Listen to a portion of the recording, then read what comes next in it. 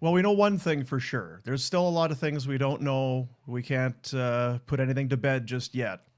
But we know for sure the Flames won the Ritchie brothers trade, right?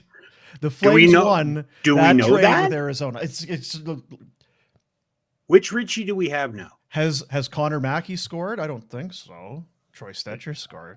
I But don't I think thought, how about but I thought Nick Ritchie had a 3-point game for Arizona. oh Or sorry, Brett Brett. Ritchie. Yeah. Yeah, he Yeah. did, but I think he's cooled considerably. This Nick Ritchie's red hot. So Ooh, yes. winner, Red chicken hot. dinner Yeah. on. So congrats to the So Flames on winning that one. which one's the better Mulkey brother? Yeah, I don't know. There's I a deep reference. If you get that, Yeah. it'll make you really happy.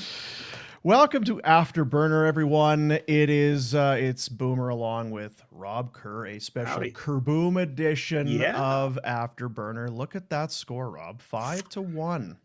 Yes. Look at High that scoring score. affairs involving the Calgary Flames. Look at that score, Boom. 5-1. Yeah. I'm pretty sure that if the Wranglers played the Ducks tonight, it would have been 3-1. Was not impressed at all with Anaheim. Did it not feel to you like a COVID game? Like there may as well have been tarps on those seats. Oh, yeah. Like it was a vacuum in there.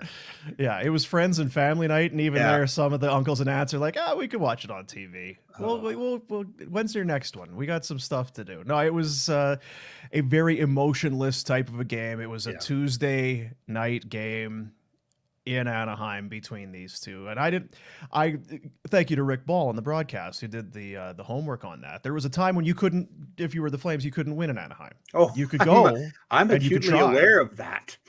But you were not going to win. Nope. That's now 6 in a row down at the pond in Anaheim. So that has been broken. It was one of the first questions I had as we can get into this is, how did they lose to the Ducks 2 weeks ago?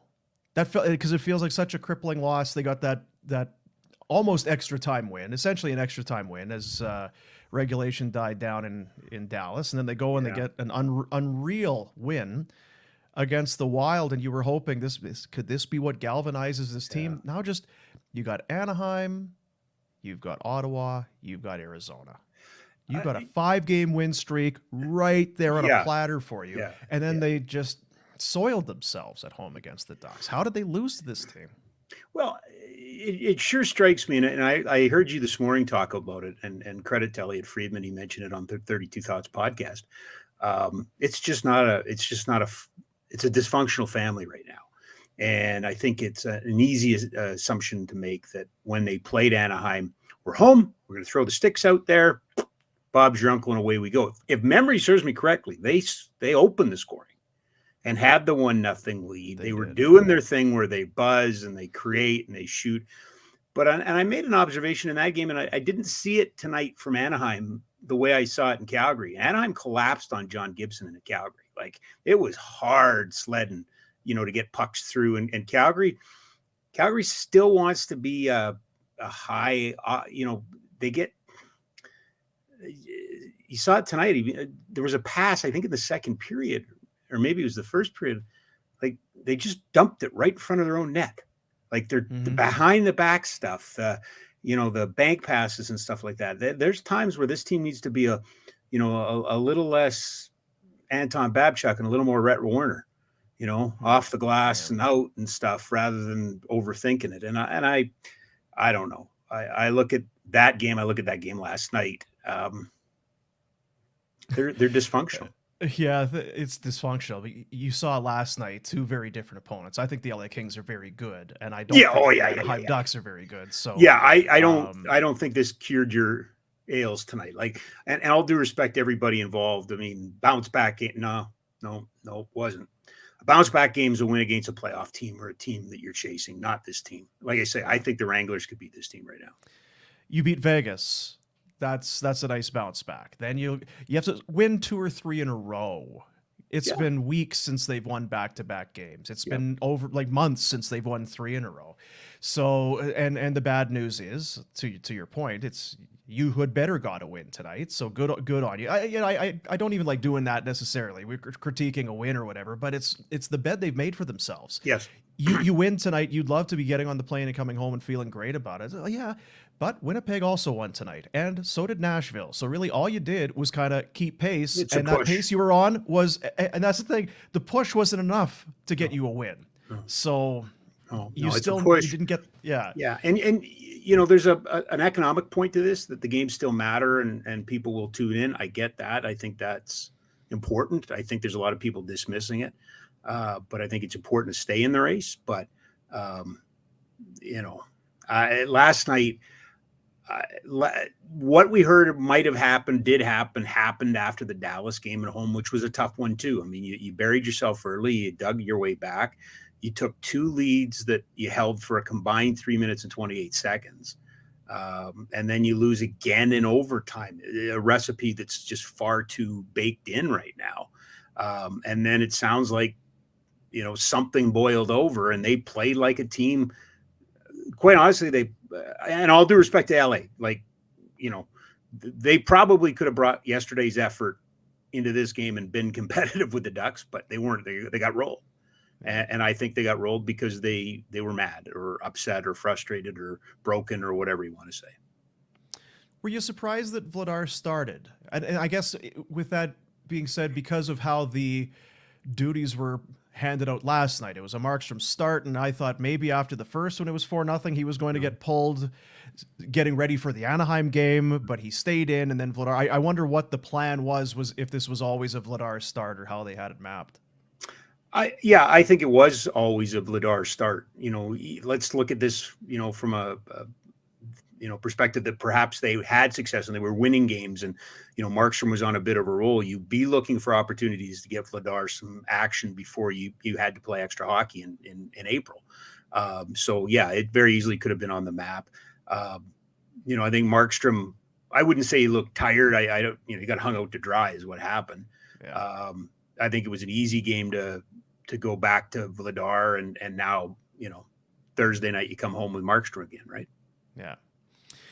Did I mention that they won the Coyotes trade? I'm just looking at my notes here. I just want to make sure I get it all in on a. They won the Coyotes. Stetcher That's got right. his first in 90 odd games or something like that. You know what it is? A fleecing, Rob. It was an absolute fleecing. Bill Armstrong, is that who it is? Yeah. Don't be buying green bananas because you just got worked by Brad Treliving and the Calgary Flames. I eagerly await the tweet or the Instagram post or the email or the phone call. Somebody reminds you, but they got Valimaki for nothing. You know that, right? You got Valimaki for nothing. You can't say that. Yeah, they did. They certainly did. Speaking of fleecings. Yes. Yeah. Right? Can you get fleeced when it's... all I remember is that Bugs Bunny cartoon when Daffy Duck is holding the mitt full of magic beans and the other guy's walking away with like the goat. He goes, "There goes what a heck of a salesman," or whatever it is that he says.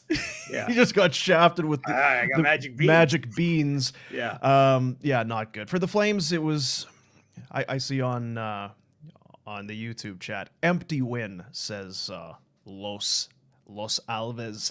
There's going to be a lot of that here, unfortunately. There's only so many games left, and I do feel like math is the only thing you can squint and see. I just don't see how, right? They need to go on a heater and get help, and they can't get help, and they can't get on a heater. They're winning one, losing one. They're getting some points here and there, but they've been doing that for so long. It's kind of like making pars, right? You make. I wouldn't know. I'm making just. Right, tin cup. It's like, I'll take pars all day. You do it, and I'll kill you. And that's what's happened. There's been just too many single points, extra time losses, extra time defeats, and it's caught up to them.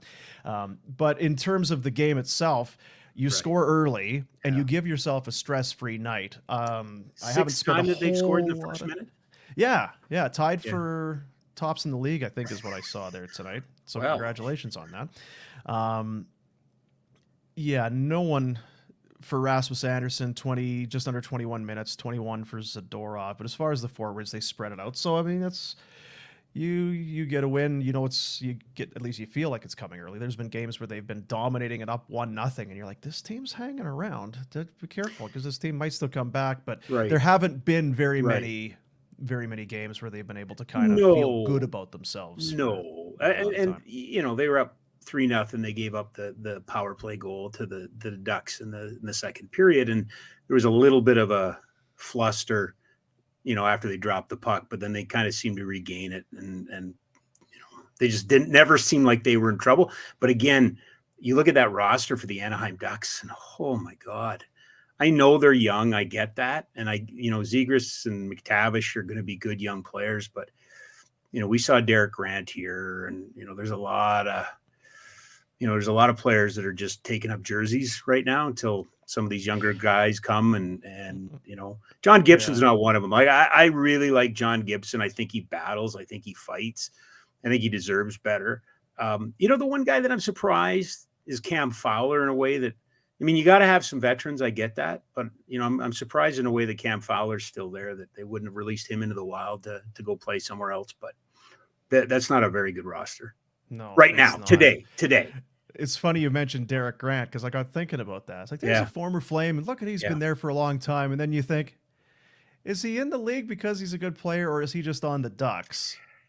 Well, that's right. There's 32 teams in the league now, and he's on the Ducks. So how many teams would he really be on? I don't know. Yeah, and I think back to those, you know, 11, you know, the rebuild team, if you will, or the team where they traded, you know, Jerome and Jay Bouwmeester away. And, you know, and you look at some of those players, you go, are they NHL players, or are they just here because you need to fill jerseys, right? Yeah. You know, those were really good Chicago teams, and you go in there and you go, okay, exactly how far the lineup can you go on this Flames roster till you get to somebody who would play every day in Chicago at that time, right? Yeah. Like that wasn't an easy task.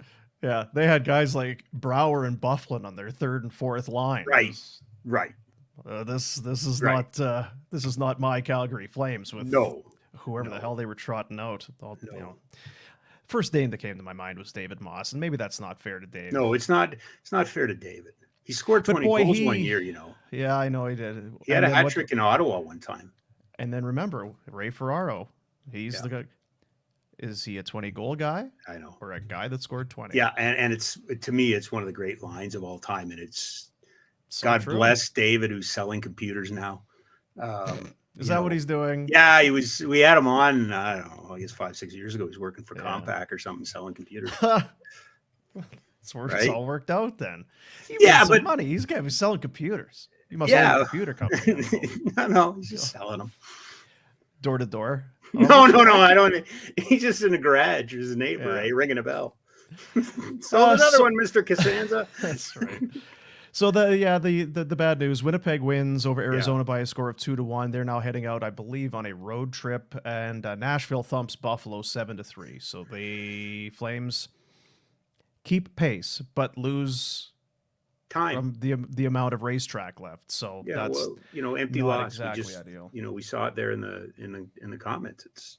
It's what it is. I mean, I'm not taking runs at any other media people, but painting this as some sort of bounce back game or something, I think is, it's probably not appropriate. Stu is chiming in. Stu says, WTF is wrong with selling computers. Stu, don't get me wrong, bud. There's nothing wrong with selling computers. I'm just saying, once you've made that NHL dough. Yes. We could go look at the career earnings of one David Moss, I suppose. $7-8 million for sure. Yeah, I wouldn't think he would have to. And it's fine work.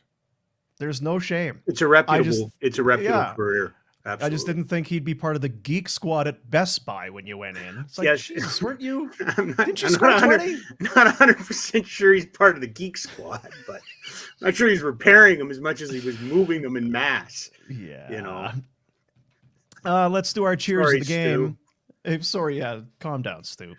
WTF, he says. Presented by BK Bowfort Liquor, it's our cheers of the game. They are located on the Trans-Canada Highway across from Winsport. Is there a more loyal, better partner on the Nation Network, on FlamesNation than these guys?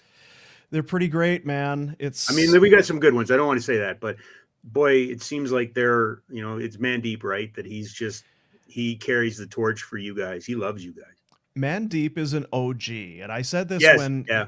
because this was before when we got this thing started, Mm-hmm. and I said Mandeep, they own the liquor store. Yeah. Mandeep has been texting our show, the station, for years and years and years, and then he actually showed it was a video that he had taken on his phone of the radio as I was wishing his wife a happy birthday or something or whatever it was from years and years ago. So yeah, Mandeep's an OG Absolutely. which again, not something to be proud of. WTF? Not something to be overly proud of. To be on the Boomer Warner Pinder whatever train I don't know from if the start. You listen to radio lately. I think it's not a bad place to be. It's not a bad place to plant your flag. I haven't actually listened. Oh, so, neither have I, but I hear things. Yeah, stock up. Go and see Mandeep, and that's the thing. Yeah. It's Mandeep. It's mom. It's the whole family. And then we were doing because we did the Christmas Spirits show, where you may have heard. There was rumors on the street. Yeah. Or because that used to be illegal, right? They used to have to. It used to be illegal to consume alcoholic beverages on broadcasts. So they used to get around that by putting guys in monkey suits and dressing them up as gorillas and stuff like that. Is that what it was? Yeah. Now again. Yeah, you guys weren't dressed up. The thing about that whole day is, you remember any of it? You didn't see us pouring any drinks or mixing any drinks. There were no liquor bottles. You don't know if we were actually drinking. No, that's true. Maybe it was all a facade. Maybe we were acting. Did you see the thing that showed up on social media tonight of Bruce Lee playing two ping pong players and he was using nunchucks? And I was just blown away. Like, here's Bruce Lee playing two quality ping pong players, but he's using nunchucks. And then underneath it was one of these new fancy Twitter information things that this has been updated. It was early CGI, so I was a little disappointed, right? And you got fooled. I got fooled. Yeah. I mean, you're right. So it's completely possible that you guys weren't drunk. It was just CGI. Yeah. Well, and as Nick Alberga, our buddy in Toronto with FlamesNation said, the Barn Burner guys got fucking gooned up on their show yesterday when he did the show after. So, and that's when it all, just to bring it back around to Mandeep. Mm-hmm. I knew that he owned a liquor store. I was like, we're thinking of doing this thing. And he's like, we want to be in. Let's do this thing. He's like, no, we want to do it. I'm like, we'll give you some matches. We'll find it was boom. Just we'd love to be in. And I get the feeling that that the Barn Burner folks and Afterburner and the Nation Network, I hope they're supporting Mandeep and the family, because it's a unique spot. I don't know how many liquor stores you've been in lately, Rob. Not always the most warm and fuzzy people. No. It's like they just as soon you not come in, it feels like. There you walk in, it's friendly, it's you're in a family-run place. So here's what we're doing. We're doing our cheers of the night for BK Bowfort Liquor, Trans-Canada Highway across from Winsport. Mm-hmm. Raising a toast. It was tougher last night, I'll tell you, after the 8-2 drubbing. I don't even remember who I gave it to. Pinder Trainers? Gave it to Was it the Trainers? Yeah, Depot. The name bars were all straight. All the names were straight. They were all spelt correctly. Yeah. I could give it to Alex Singleton. Yeah, I think. I know. I saw that. I actually meant to clip that. There was a story about it. They were talking to Alex Singleton. It was the Denver media actually was in LA to talk to Singleton. Anyway, Pinder gave his cheers last night to the Flames fans who have had to put up with this stuff for the last season. And you know what? I'm not going to be. This guy has gotten my cheers more often than not. It's Tyler Toffoli. He's had an unbelievable season in what has been a rough / horrible / forgettable season for so many guys. Yeah. Tyler Toffoli has been consistent, and not just consistent. He has been terrific. He a 3-assist night, 3 primary assists. I believe I saw one Pat Steinberg tweeting. That's the first of his career, or only the third time in his career that he's had one of these. I don't know how. Well, he's 11th in the league in GAR. I don't know how you can have the team that struggles and so many guys. Yeah. Because Mangiapane snaps a 13-game goalless drought, and Kadri's on an unbelievable slide. Yeah. And yet here's Toffoli every single night. And his boots aren't great, but you know what? His brain is there and he can shoot it. And I don't know how he didn't score on that one where he was alone in front. And then the one that kind of went. Anyway, 3 assists. Tyler Toffoli once again getting my cheers of the game. Yeah, and you know what? Mine's not going to be too far off from yours. And again, I haven't done this show a lot, but I'm almost positive it was the same guy last time, and that's Michael Backlund. 2 assists in this game, 1931, three shots on goal, 55% in the faceoff circle. Funny we're talking about those two guys. Those two guys with their point and Backlund now with a career best in points, right? Mm-hmm. So he's having a career year. That's a really good number 2 line on a very good club, right? Last year's club, for instance, with Tkachuk and Gaudreau, what you were expecting from Kadri and Huberdeau, those guys have lived up to it. They're not the issue. They're not at the issue here now. Whether or not, and I keep referencing your comments from earlier today, you're kind of playing out the clock here, running out of time, but the excitement's about to start because there's a lot of decisions that need to be made. And what worries me is do those guys, because I believe both of them are due contracts next year. End of next year. Yeah. Part of that seven player group or 8-player group. Pretty much right? Everyone. Yeah. Which you really, as we learned last year, you really need to start getting a little out in front of this stuff. But if they're not happy and they're wanting out or they don't want to be here anymore, that's tough too, right? That would be tough to take. So my cheers go to Backlund tonight. I would have taken Toffoli if you hadn't. I thought he was good. And the other guy that I recognize is Rasmus Andersson, and I've asked this question a couple of times now. Is he a down the line all-star? Is he down the line a Norris Trophy finalist? Is he that caliber of defenseman? Because he's been very good this year. I thought this was going to be more of Hannafin's continuation and breakout, but I think it's Andersson that's really, in a bad year, is really kind of impressed. I don't ever like to, you don't want to put ceilings on a guy. I don't see him in that Norris, partly because good luck with Adam Fox and Cale Makar and whoever else for the next 20 years. Mm-hmm. It feels like those guys are going to be in that conversation. Mm-hmm. But I think he is all-star caliber. I forget how many games in we were this year. And you look back to last year, there was so much attention being paid to his Markstrom coming in and the team was playing well and it was Gaudreau and Tkachuk having these unbelievable seasons. What an unreal season for Rasmus Andersson last year. You got a guy that's in that 40, 50 point category. Yeah. You are absolutely singing from the rooftops. Yeah. I think he's their next captain. That's been my thing. I feel like he's homegrown. I feel he's got a bit of bite to his game. He plays hard. He plays all the minutes. He'll kill. He's on the power play. He's one of those guys. He's in all situations. He's accountable. I think he'd be a fine choice for the next And I really like what he had to say when Pelche got benched, right? Yeah. Came out and yeah, I've made the case that I'd be putting the C on now. I think it's stupid they don't have a captain. And I put it on Backlund, but I think you're right. I think him or Dubé strike me. And I know there's a lot of people that like Pelche, but give him a little bit of an opportunity to grow yet, I think. But I think Rasmus Andersson wouldn't be a bad choice at all. It's the cheers of the game for BK Bowfort Liquor. You can find them on Soch.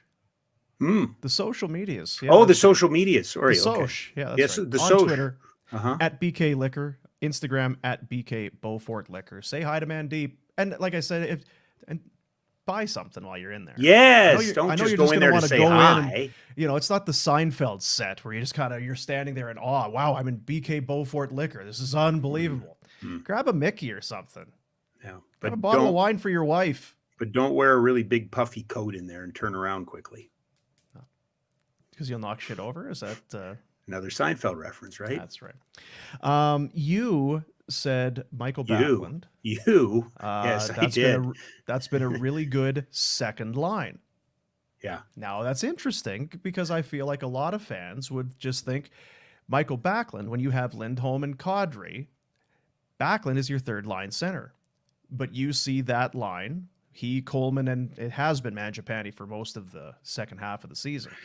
You see them as the second line. No, I'm not sure I said it. Well, I mean, I said it. I am sure I said it. What I meant more is that you'd compose a second line of, Backlund and Toffoli, and, that would be a really good number 2 line. What their point production is. I think in this division, particularly with the guys up north, it's pretty hard to have your number 1 line tapping out under 70 points and under 50 points sort of thing. But that secondary scoring, I guess, is probably the better way to put it. He's been really good. He is. There would have been a time, and I know I've been on record for that. People love bringing it up, where I've been against Backlund and I didn't think anything. I'll tell you what, he has looked so mature and comfortable in his own skin for a while now. He just looks like there's still some nights where you kind of want a little bit more, but that's who he is. He's not going to be 82 games, balls out, that sort of thing, but he's dependable. He's going to show up more often than not. You can put him in all kinds of situations too. And you want, as a coach, you always want guys you can trust. And there's not many more guys on that team you can trust than Backlund. So it's kind of cool to see him hang around, that they didn't just cut bait on him, that he can be a guy. But I remember that. Oh, I know. And there was columns written and stories written that, it's done, it's over. The Backlund experiment has failed and all of that sort of thing. But I go back to his draft in 2007 in Columbus. He is probably one of the few guys, and you've been to drafts too. There's always projections and predictions of what they're going to be. And, everybody wants to know what the comparable is. And his comparable was a quality second line center, responsible 200-foot game that had some power play opportunity or power play. Anyway, he is that, right? And he became that. The problem I felt with Backlund was early on, it was such a race to get the next center for Jerome. And, there was a time where they slotted him in with Tanguay and Jerome as a rookie. And it's like, they did that with Roman Horak. I mean, it just, that just wasn't a good place to put a kid. Right. And you needed to bring him up 4th line, 3rd line, 2nd line. And, whatever happened, I think it happened under Bob Hartley. He kind of blossomed. And then, in the last 4 or 5 seasons, he's a tradesman. He's a responsible player. I think if it was the old days where, you put out a fax that said, hey, we're going to move Michael Backlund. Anybody interested? I think you would never get off the phone. I think every team would call on him. But that's not the world we live in anymore, right? So I'd like to see him retire as a Flame. I just don't think it's going to happen. Who's that, Backlund? Yeah. And see, I kind of think that he does. I think... You think he's going to be here past that next year? Yeah, I do. I hope he is. I think he's a career Flame. I just kind of have that feel, unless the offer just isn't there. Who knows? You got to have, I don't think. How about a hometown discount? And if somebody else is giving you another $175 a year, then you're going. But I don't think wonder it's if that. He's a guy that stays. I don't think it's that. It's, do you want to try and go somewhere where it's, and I hate to use the word stable, but I mean, my God, up and down and up and down. Playoff team, non-playoff team. They're one of the league's best. They're one of the league's worst. You and I have followed it from afar. He's lived it. Do you not want to? Nothing against the city, nothing against the people. The building sucks. I know it's hard, as it's hard to get people to come here now. You have to overpay to get people to come here. I would not surprise, and I have no idea. I haven't talked to him probably before the season, but we never talk about that stuff. But I just how many players retire with the original team? The only one that, not the only one, but one that jumps out to mind is Getzlaf, right? Like, you just finished playing. Right? And you feel like Bergeron is going to, and Marchand, some of those, Crosby, Malkin, there will be some that do. But It's a special thing for sure. And I want to ask you, and if you don't want to get too far into it, I know it's a late game, so we're doing a late show. I got nothing to do. No, I know, but Princey, we come on now. Oh, okay, gotcha. Okay, and for this question, we got all kinds of time, but we also talked about it on the show today. And I said to Rhett, it's one of those things where it kind of reminds me of near the end of Jay Feaster's run and near the end of Daryl Sutter's GM run, where outside media are reaching out with the, hey, what's happening in Calgary? We're hearing a lot of stuff.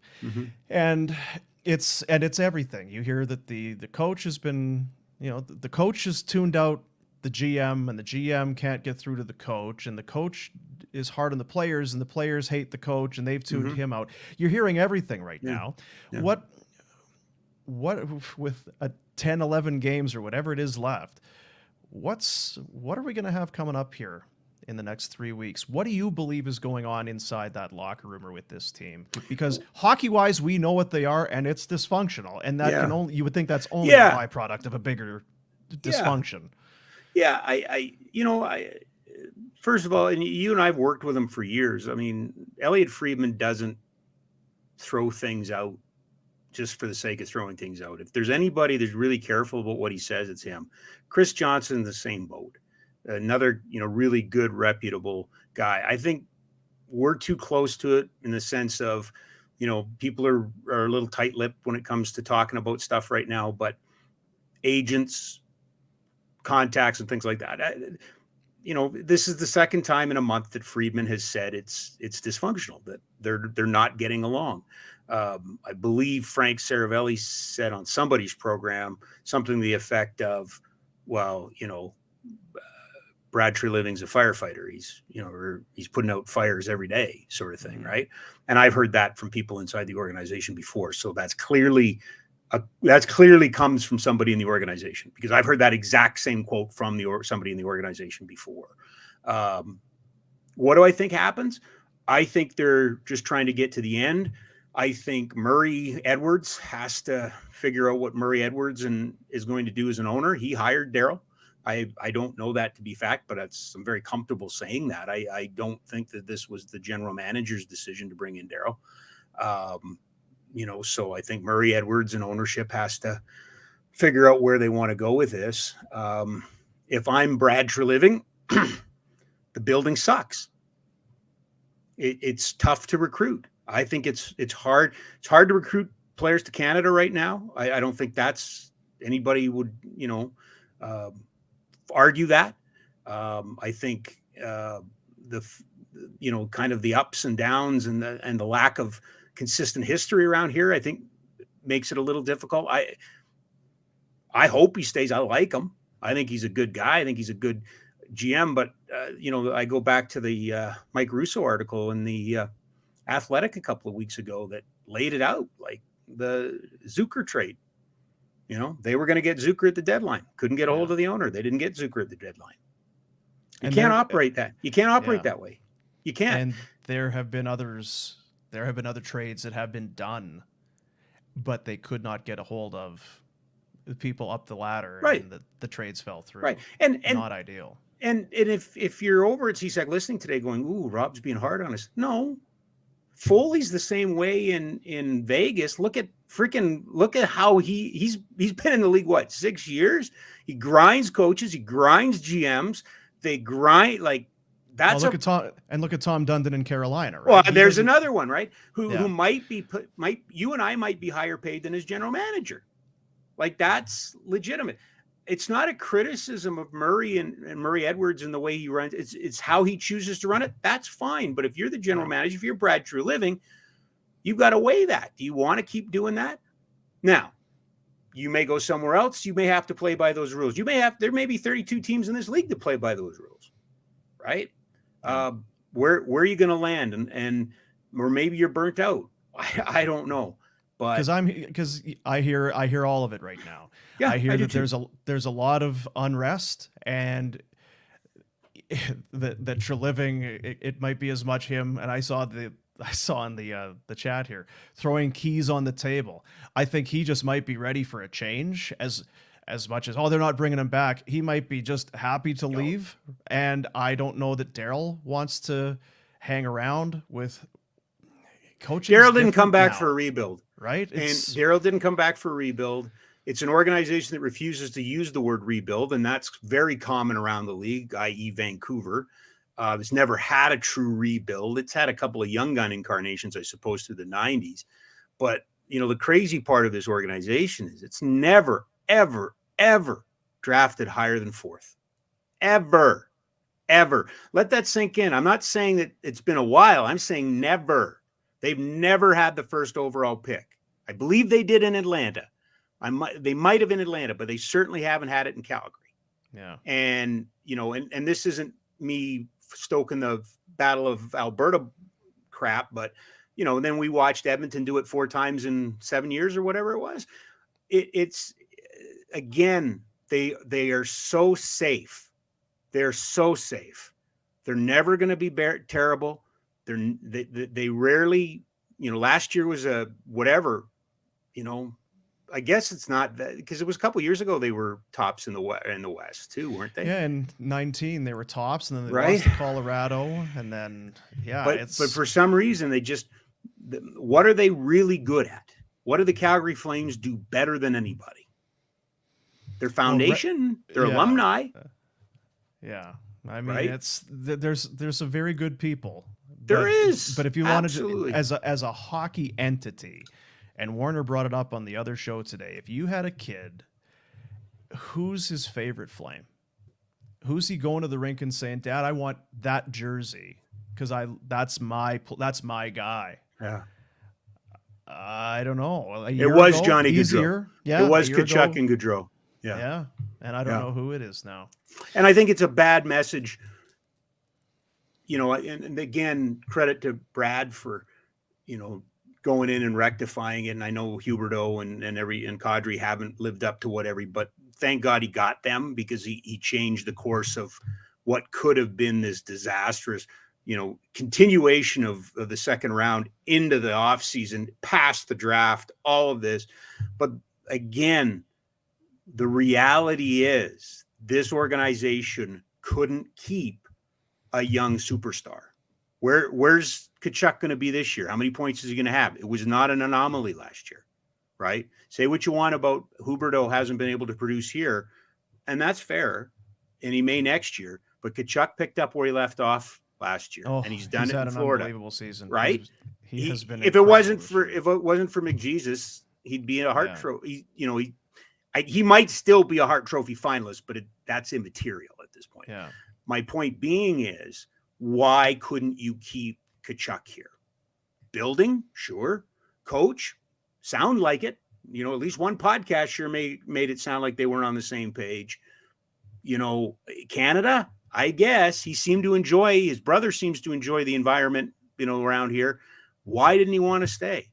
And at some point you got to stop blaming everybody else. And I'm not, stop pointing fingers, do a self-assessment and start coming up with reasons to keep guys to want to stay here. New building is key. Culture is key. You got to have things that people want. Look, it isn't easy to play in this country. It just isn't. It isn't. Vancouver, Toronto, Winnipeg, Calgary, Edmonton, Ottawa, Montreal, all have different issues at different times. Haven't won a Stanley Cup since, 93 now?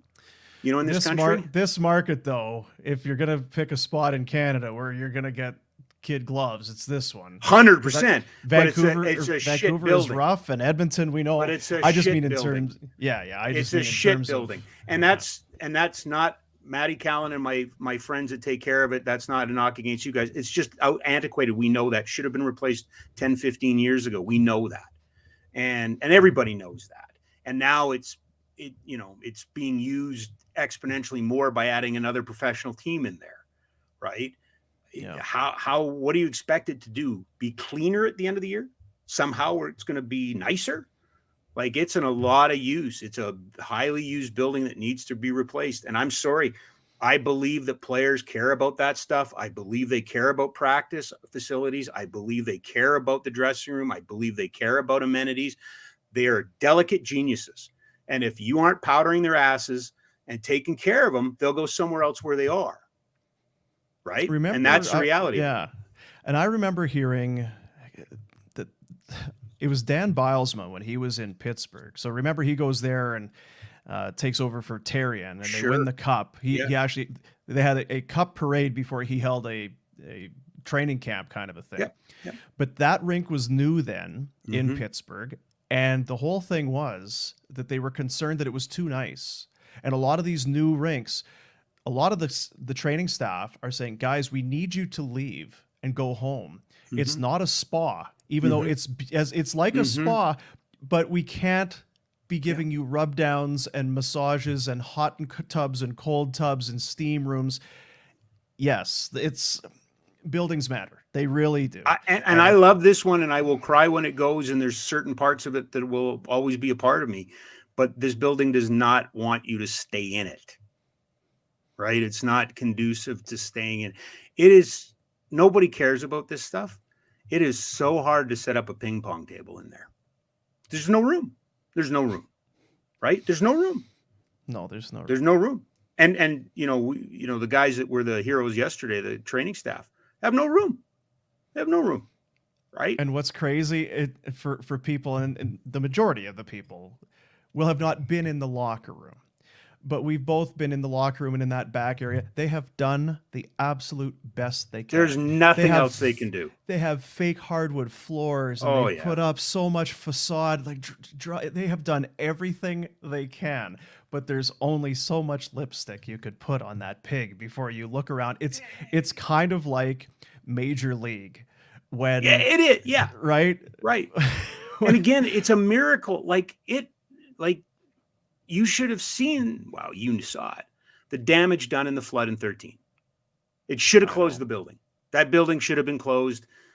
I'm not saying it's dangerous or anything like that. They worked like beavers to get that thing, 100 days, and they held the Eagles concert, right? And when was that? Like that was over a decade ago. So that's the building was this spring. The building was old then, and then got flooded out. Yeah, and it's still going. Yeah. So it's this goes all the way back to your point about what am I expecting? I am kind of expecting. I kind of expect the GM to stay. I think they're going to see what happened. The drafting's been much better in the last 10 years than it's ever been. You brought up Adam Fox. That's a drafting success. I'm sorry. That's a great drafting success. The drafting has been better. There's still holes for sure, but at some point, you've got to address, what do you want to be? Do you want to be safe?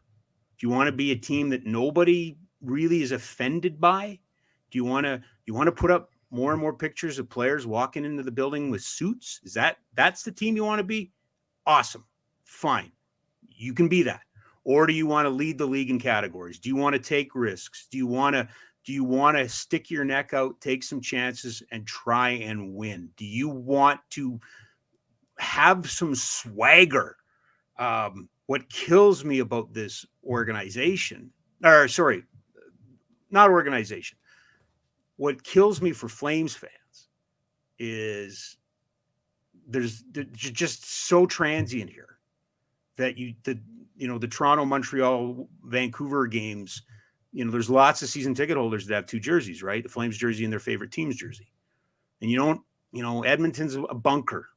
It's us against the world, that sort of thing. And I get a little frustrated going to rinks, and you go to rinks too, dude. You've traveled. Like this city, there's kids to your point, kids are wearing way more Vegas and Seattle Kraken stuff than any other market that isn't Seattle and Vegas.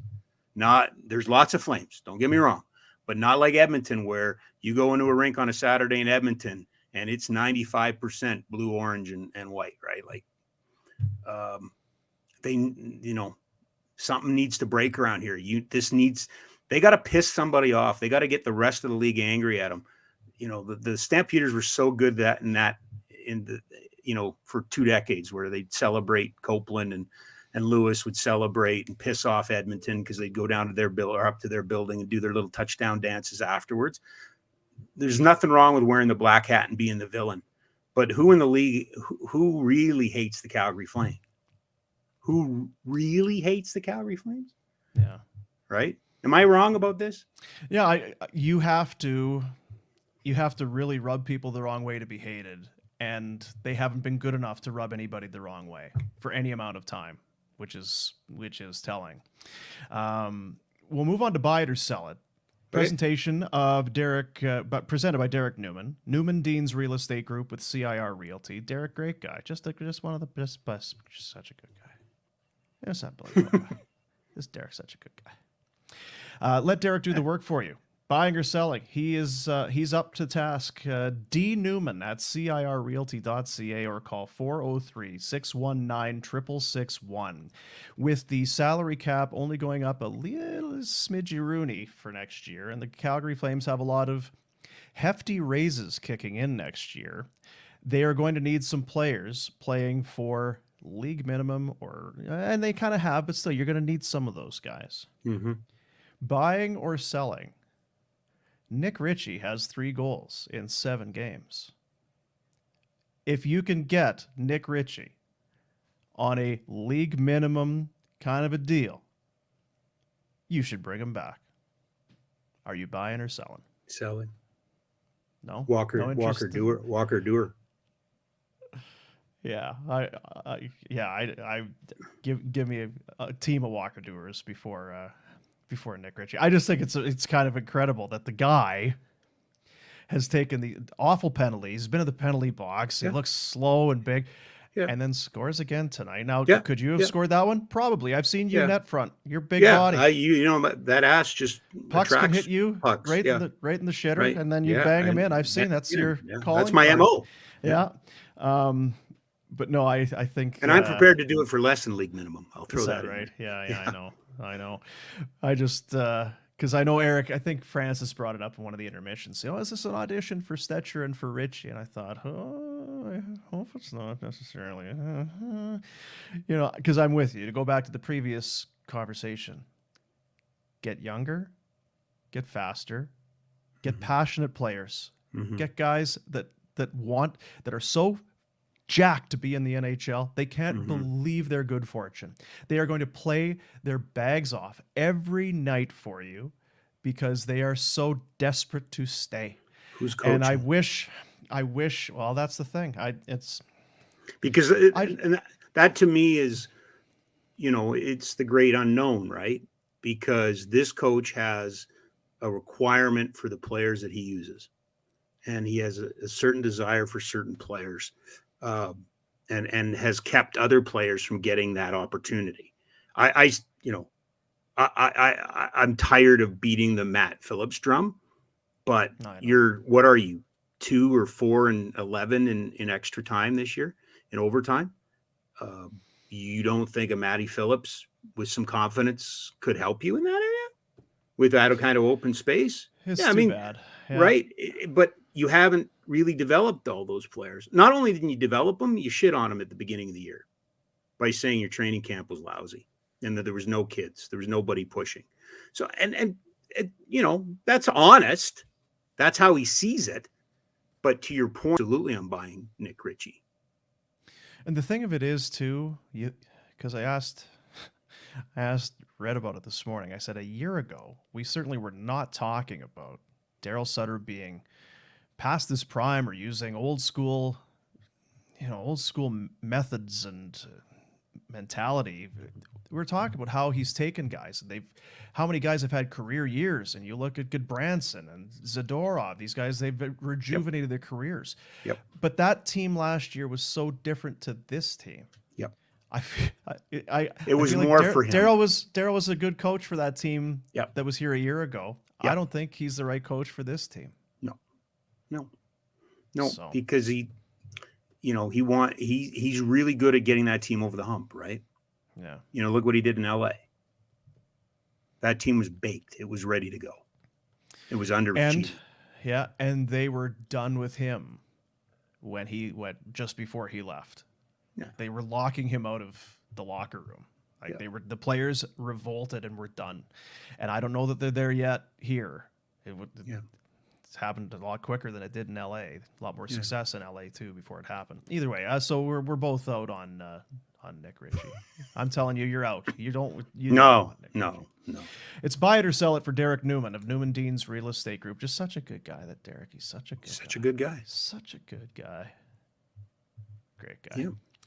Buying or selling, let Derrick do the work for you. D. Newman at cirrealty.ca or call 403-619-6661. So the Flames, they have not been on a run, but they've kind of, they've mixed in some wins with the losses. They get to extra time. It still doesn't feel like it's enough. I just don't know. You can look at the standings and at the points and say, oh, it's 4 points. But then you look at points percentage and you think X number of games remaining. What are they going to need to get to a certain point total? And then that becomes a lot more daunting. Do you need to win 9 of 11 or 8 of 10 or whatever it ends up being here? And if that's the case, I don't see any way in hell. Now, I could be completely out to lunch. That should be the buy it or sell it. Are all of us who have basically just moved on, have we prematurely quit on this team? Or is the math just too insurmountable? I think the math is too insurmountable, but would be tickled pink for people if I was proven wrong. Playoffs are fun. It's fun to go to the rink for playoffs. It's a fun atmosphere. I think you should chase the playoffs. I think you should do everything to be part of the playoffs. I think if you get to the playoffs, I just think we get too sanctimonious sometimes about, we're an 8th place team. And, we have a good friend who's been on Twitter here bitching and moaning about loser points. It's not a loser point. It's been in the league for 20 years now. Okay. So it's legitimate. It just is. You don't have to like it, but it's the way the league is set up. And I'm sorry, if they back into, which is what they would do, is if they backed into a playoff spot right now, I don't see anybody, or not anybody, but I think you're still going to have big crowds. You're still going to have energy. I've said it with blue baseball a lot. Sometimes I think baseball teams overthink themselves. Like, just get in, just get there. Like, it's so rare. Just get in and be in the postseason. And it was a year ago when Daryl was telling you better be in the top 3 in your division, because if you're one of those wild card teams, it's going to be a waste of 8 days. So I think that was right. Last year. I'm sure that this year that wouldn't be the same thing. You know what? Listen, I'm worried because I'm seeing the clock here. That's 52 minutes. Yeah, absolutely. I got it because Princey told us at the start. He's like, "Listen, you guys are not. You're not setting a new record. You went over an hour the last time. 5-1 Flames win in Anaheim. 6 straight wins at the Pond for the Flames. Great night for Tyler Toffoli. He has 3 assists. Michael Backlund, 2 helpers. A nice tidy little win for Dan Vladar. A night off for Jacob Markstrom, who no doubt will be back between the pipes on Thursday when they come back home. Another tight turn as they take on the Vegas Golden Knights. Yeah, that bull's going to buck a little bit more. I think so. Right? Yeah. This was not a bull to get you into the Final Four tonight. Yeah. Last night was, and you couldn't stay on. Yeah. Tonight you got Peanut. And Peanut, he's been in the rodeo for a long, long time, but he just doesn't have it in the hindquarters anymore. So Vegas is more like what, grated coconut? Yeah, exactly. Something from the coconut bloodline. Absolutely. That's right. Yeah. No. That one's going to twist and throw you for a loop. You had to play the game. They require it, but I'm not going to call it a bounce back. I just not. Well, good stuff. Thanks for coming on, Rob. Yeah, I was prepared to just I was going to go solo tonight. I was just going to start doing a little soft shoe, a little song dance routine for the people. That. Nobody wanted that. Because these late games, no one should have to be doing this. Well, it was this or Ret, right? Oh, because it's like 1 o'clock and almost 2 o'clock in the morning now. Oh yeah, it's no chance. There's no chance. He's been asleep for about 6 hours. Yeah, long gone. Absolutely. Yeah. Great work on the show, man. I sent you that text today.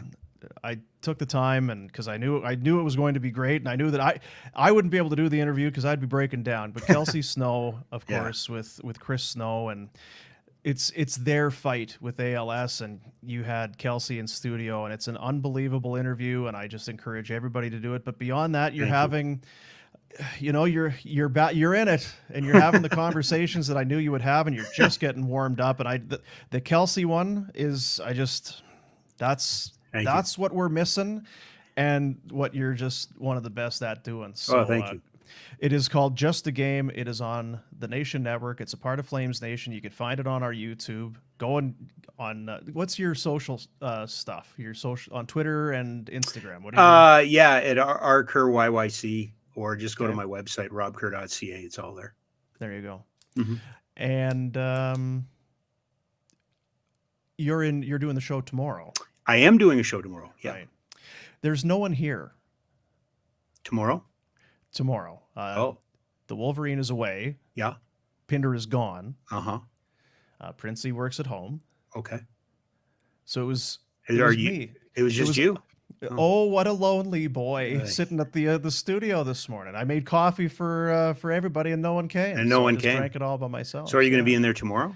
I will be there tomorrow. Well, because I have an early meeting at 8:30. So I was thinking about, rather than going home, I was just going to come in and work. Oh, you should just come in. Yeah. Okay. Sounds like there's space. Yeah. It's lots of room. Okay. Lots of room. All right. I'll do that. Lay down on the couch if you want. Whatever you need. Whatever you need. I don't think I'll do that. Just a Game with Rob Kerr. Barn burner tomorrow morning. I don't know what we're doing. Pinder's away, so we'll have lots of breathing room. And fun. It was a different show today. People say, I bet it was. Didn't realize. It just sounded like a completely different show. It's like, I don't know what happened. Either way, let's get out of here. God, all right. We're gonna break a record. No record. No. We'll No record breaking. We'll do it again on Thursday, though. Well, we'll try. Yeah, we'll try. That's a little grasp and too to win. Right? Scientifically.